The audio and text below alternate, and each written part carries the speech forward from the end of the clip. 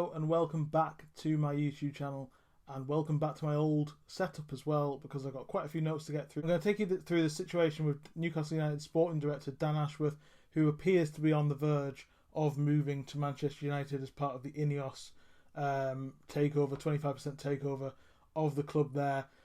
In this video I'm going to explain this current situation from what I understand and the various bits of news that are already out there. And then I asked for your views on Twitter yesterday, and we'll go through them and I'll give my opinion interspersed with a few bits of yours. So first up, really the situation as it stands. There's been an approach from Manchester United to Dan Ashworth, who has now informed Newcastle United of that. No talk of compensation yet, as reported by Simon Stone at the BBC. And we're in a situation where it looks like it's going to happen because Dan Ashworth is keen to move. I think that's been pretty obvious given the number of months and weeks that this has been around. I did a Q&A video back in December when I sort of talked about this and mentioned that the quietness about it and the fact that he wasn't coming out and talking about it and quashing the speculation was frustrating probably quite a few people inside the club as well as outside, and the fact that it was allowing the topic to move on and continue and grow. And it's been pretty obvious for a while that if this deal was going to happen and he was going to get an offer, then he would be very interested in taking that offer. He's got a very good close relationship with Sir Dave Brailsford, who is Sir Jim Ratcliffe's right-hand man at Ineos, and that's really where this has come from. There's also a sort of sense that he would get more control than he has at Newcastle. There's the PSR situation at Newcastle, where reality is that he would probably be looking at his first job this summer would be a major sale before he made any major signings. He can go in at Manchester United and have more freedom to make his stamp on that basically straight away. It's going to be very enticing to somebody, especially at a club like Manchester United, being this huge club. They're probably the biggest in England. They have really had trouble over the last 10 years to make any sort of impact at the top of the game. If Ashworth can unlock them, that's going to be enticing to him. And from his perspective, maybe it makes sense. From a Newcastle perspective, it's very frustrating. The optics aren't particularly good, given how long they looked for him, specifically when they were looking for a director of football and a person to lead their club as well and make and shape their club at a project like Newcastle's, which is getting off the ground. They were obviously in the relegation battle. They were nowhere near the size of club that they are now, and the size of and the enticing project that they are now. At the time that Ashworth came in, he really built them from the ground up in that sense, or helped do that. They were obviously already on the road to doing that with the signings of the likes of Bruno Guimaraes and Kieran Trippier, who came in the first just months after the takeover happened.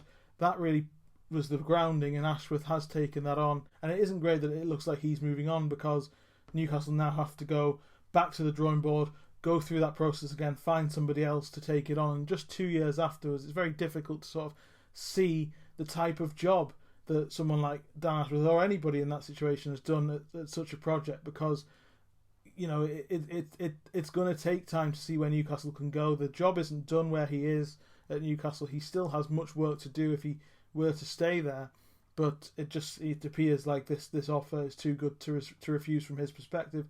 And ultimately Newcastle will respect that. There's going to be a lot of conversations about compensation. As I say, Simon has said that those conversations haven't come to a head yet. There's a talk of a release clause of up to 21 million in his contract. I don't think Newcastle get anywhere near that personally.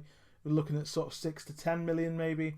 There's the talk of another spell of gardening leave, as he had at Brighton, because obviously if he goes straight into Manchester United as their top man, know Newcastle's approach, he'll know Newcastle's secrets, he'll know Newcastle's what they're planning to do, and it'll give him an unfair advantage. That was the view of Brighton as well, and that's why it took him so long to get him out of there.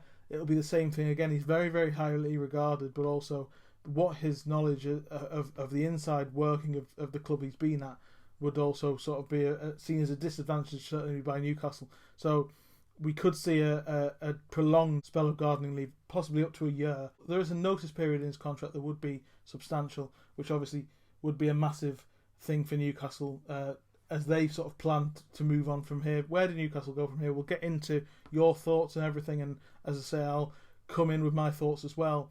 But I think Newcastle are a very, very enticing project. They're much more enticing, and that's partly down to Dan Ashworth's work. I know there's lots of comments saying what's he actually done, but if you look at where the women's team is now, and you look at how well they're doing, and you look at some of the groundwork of the academy, that's looking better. There's a lot more quality of player coming through, but he hasn't been here long enough to get his feet under the table in the way he did for England, and the way he did possibly even at Brighton as well. So, there is opportunity for Newcastle to move on fairly unscathed, and nobody is irreplaceable. Newcastle can move on, find somebody else, and go in maybe a different direction. But yeah, there's a sense from his perspective as well that there was frustration over the lack of control. The ultimate decision, as you would expect, with 80% of the ownership lies in Saudi Arabia, and yeah, there's the main decisions happen there. And obviously for somebody like Dan Ashworth, who would be working on the football related side of it in tandem with Sir Dave Brailsford, who he's got a close relationship with, it makes a lot of sense for him to maybe go to Manchester United. Let's have a look at some of your thoughts. Thank you very much for everybody who got in touch. I'm just going to upload my Twitter now to get through some of these thoughts. Joe, thank you very much for you coming in. It says it's been talked about for ages. The club will have alternatives lined up, and it won't affect us. Genuinely couldn't care less if he left. It's a bit of a consensus among the Newcastle fans that Newcastle can move on. It isn't as important as maybe it's being talked about. And yes, Newcastle will move on. So there are plenty of other options out there. I just think for me the frustration, as I said earlier, is that they went through this process. It was a very long, arduous process. They had lots of applications, they had lots of interest last time, and they settled on Dan Ashworth, and they were willing to pay around £5 million in compensation to Brighton. They were willing to wait months and months for his gardening leave, and he's come in, set his work up, and he's leaving at an opportunity elsewhere after a couple of years when his job isn't anywhere near done. So I think inside the club it is very frustrating, and I think the fact that this has gone on for so long has been quite difficult for people to sort of get their head around.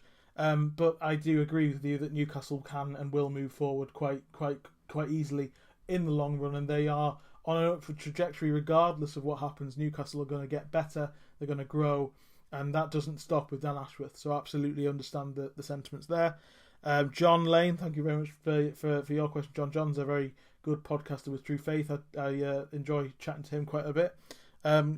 He says, disappointed if he goes, but confident the club will have a succession plan ready. I'm not convinced that they have a succession plan for this in place. I don't think they've expected Dan Ashworth to go. I think when they brought Dan Ashworth in, they wanted him to be their man for years and years. Growing a club from the bottom up, as I've mentioned, does come with some sort of element of you are still susceptible to being to your top talent being poached from other clubs. That goes for managers, players, coaches, whoever, and in this case, directors of football and sort of the faces of the recruitment and the back room and the behind the scenes sort of situation.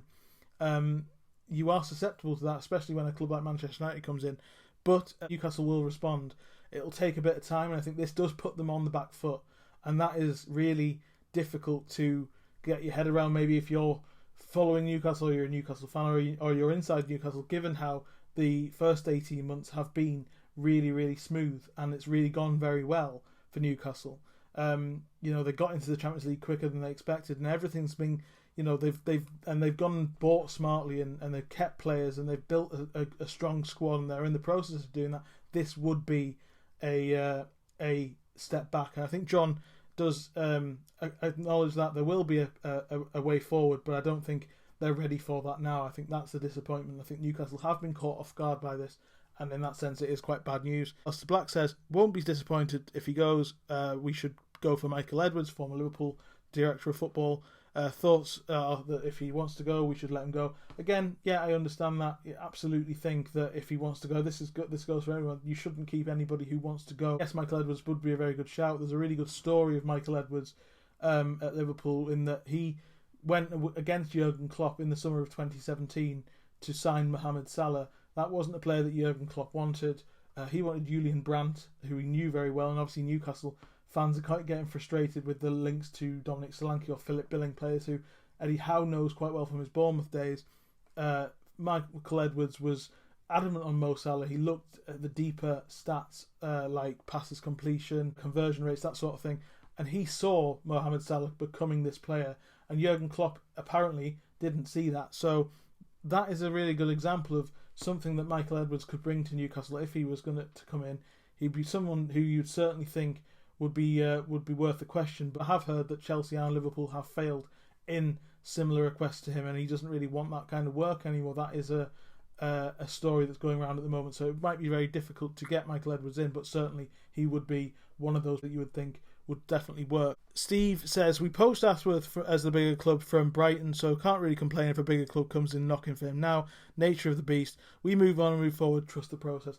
That is kind of the reality of this situation. Manchester United are a bigger club than Newcastle. Manchester United are a better brand than Newcastle. He walks into a ready-made situation there, but at the same time he can still put his imprint on it. Still needs the TLC that he would be able to give, and as I say, the control situation, the PSR situation, it's all better for him if he goes into Manchester United. He can make that impact straight away, whereas there are some sort of teething issues at Newcastle naturally, and you know it's a shame because, as I say, his work is not done, far from it, at Newcastle so far, but there is a sense that he could go and do something bigger and better at Manchester United. Lee has responded to Joe's point and says that he's been wondering about FFP restrictions and has wondered where the all these stream of players that he apparently helped Brighton sign, the likes of Moises Caicedo, Alexis McAllister, and that was why Newcastle brought him in. Why hasn't that really happened at Newcastle? The first thing to say that is I think actually it kind of has. The way the scouting systems aren't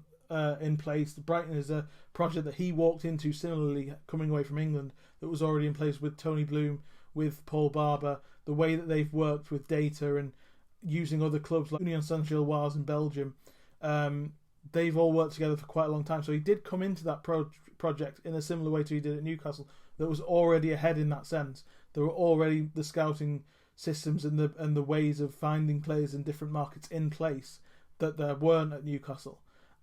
He has done, it just hasn't worked out. The likes of Garan Kual, the likes of Yankuba Minter, very, very much his signings. Tino Livramento was a player he really wanted to bring to Brighton. They moved for him in the summer on his say-so, on that opportunity thing that I've mentioned on this channel before. They really went for an opportunistic approach to the summer rather than mending probably the issues that they had in the squad at that time. That will bear fruit in a few years' time. So there's a long-term approach to seeing where Dan Ashworth's work will bear fruit. And it's hard to disagree with that he necessarily hasn't done enough because he hasn't been here long enough to see that through. That's just the reality of the situation. But there are signs that he has done the similar sort of job that he did at Brighton, just not quite to the success rate. And I would put that down to the fact that the framework for that was already in place as he walked into there, leaving the England job in 2019, which it wasn't at Newcastle. Colin says it'll be no doubt disappointing if he leaves, given our spending restrictions, and his reported limited remit is not a surprise. My main concern would be that the impact of the academy and the new recruitment team. Any new appointment must be able to provide continuity. And I think this is a really important point. Newcastle United has an identity now of a team that wants to play a certain way, wants to bring youth products through, and they really went for Ashworth, I think, because of the idea of him being able to generate quality players either for sales or for first team contribution from the youth system, and that has to continue. As Colin says, I think Yankuba Minter is a great example of somebody who could come in as a sort of player who cost a little bit less, who maybe in the future you could get a good profit on, or he could make a good impact in the first team. That has to be the remit for whoever comes in next.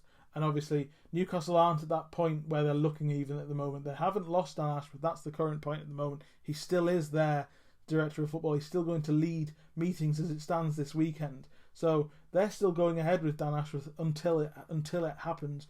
But whoever, as Colin says, whoever comes in has to maintain that desire to bring in younger players, to look elsewhere to buy players, because the restrictions are such that Newcastle can't do what Manchester City and Chelsea did and blow teams away.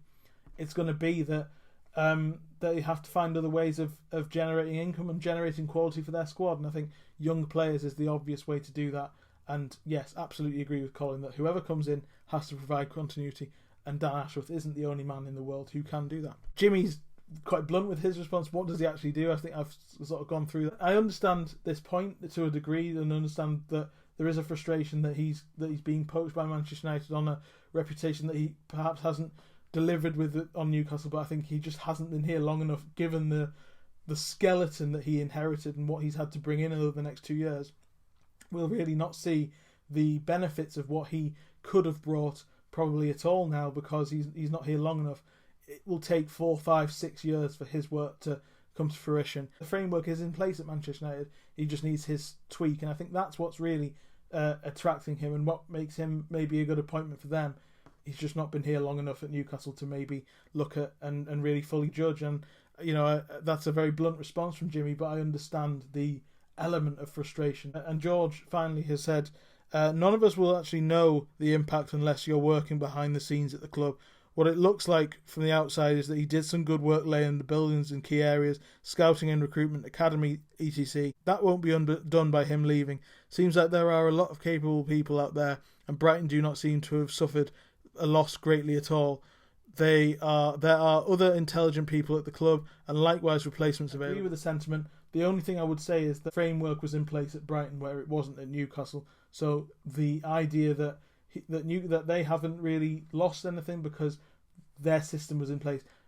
Ashworth has put a system in place, whether it's at a point that it's strong enough, or Newcastle needs somebody else to come in and give their and take it in a different direction, I think remains to be seen. There are a lot of unknowns. I think ultimately, though, Newcastle can respond here. They can develop elsewhere and find a different approach, maybe if they need to, or continue in the same vein of form as they have under Ashworth. This is a big blow, though, in my opinion, because of the way that they went after Ashworth, because of the sort of sensibility of him coming in. It really felt like a defining appointment for Newcastle, a really good grounding that he, I think, has brought to Newcastle. It just hasn't been here long enough for us to see the fruits of his labour to the full extent. But as somebody has pointed out there, the point is that the foundations have been laid. They are there to be continued with or without him. He just hasn't been here long enough to see that work through, and that's a massive shame.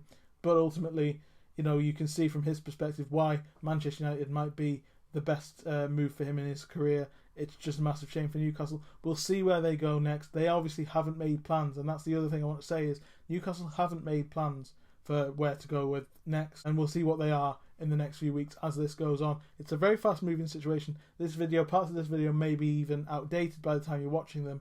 At the moment, he's still Newcastle's director of football. At the moment, he's still chairing meetings.